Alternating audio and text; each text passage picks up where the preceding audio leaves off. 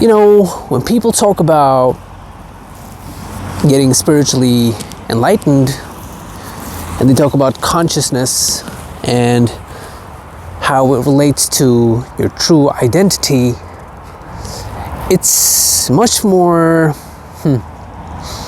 I wouldn't say sinister, but I would say less rose-tinted than what Hollywood would like you to believe. We always see people in mainstream media being depicted as enlightened with a halo around their head, the Buddha.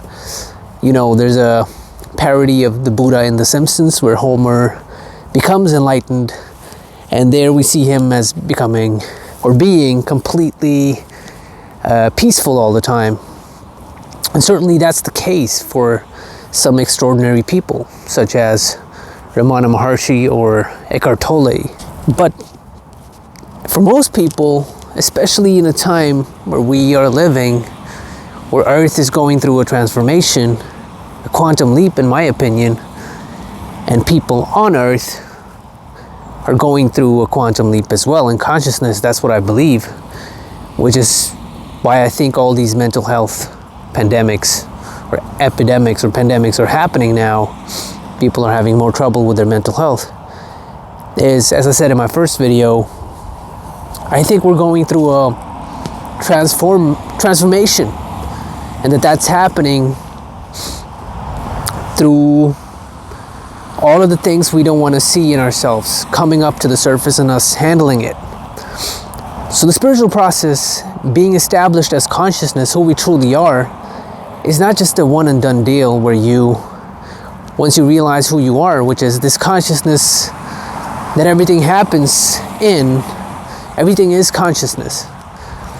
And once you realize you are that, it doesn't necessarily mean that you won't have trouble again. Quite the contrary. There are phases, depending on who you are as a person, how much baggage you have in your energy system, in your mental system, how much you carry from, I believe, in past lives, or even in this life from your past. You will have to deal with that eventually. So in my case, I first heard about Eckhart Tolle in 2011, and that's when I had my first glimpse into who I really am, consciousness. So there was a honeymoon phase there which lasted for, I don't know, a couple of years, where I integrated what I learned about consciousness and who I am and established myself in that. But then there's a phase, depending on who you are, of course. If you have a lot of baggage, you have to go through that phase, where there's a dark night of the soul, where you have to clean up that which is not you.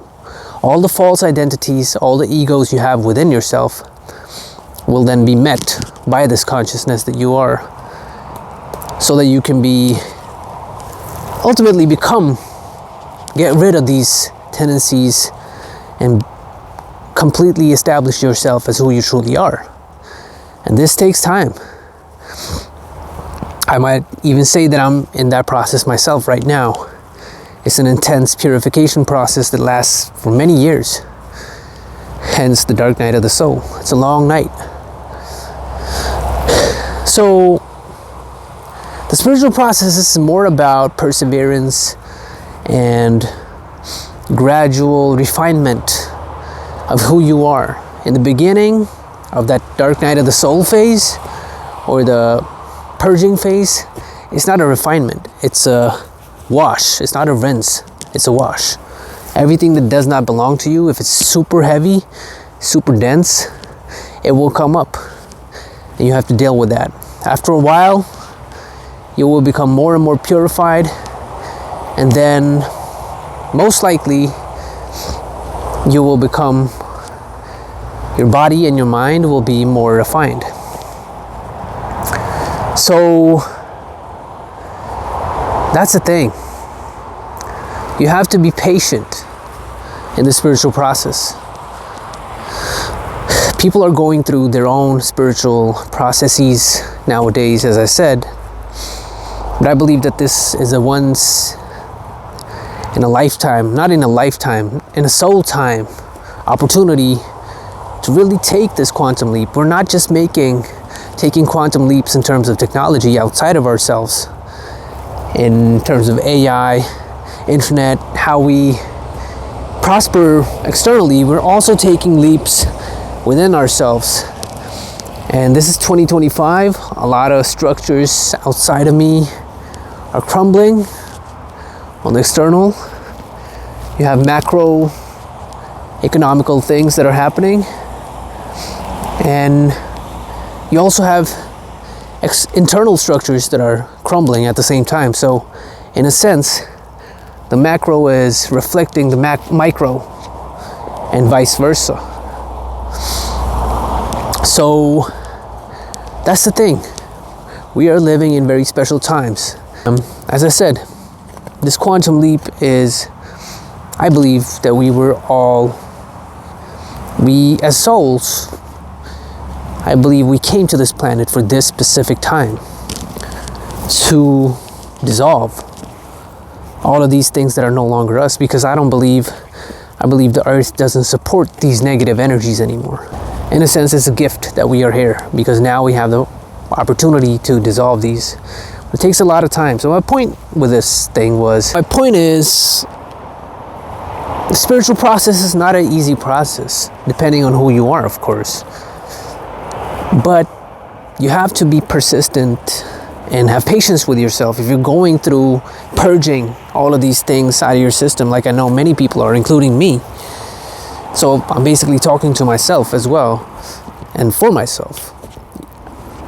The spiritual process is not an easy process, because you're going from a lower density to a higher density. And that's my point.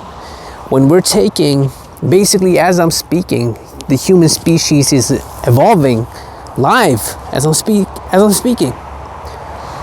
So going from a lower density where you think you are an identity, personal identity, a separate self that has all of these things he has to do and fears and,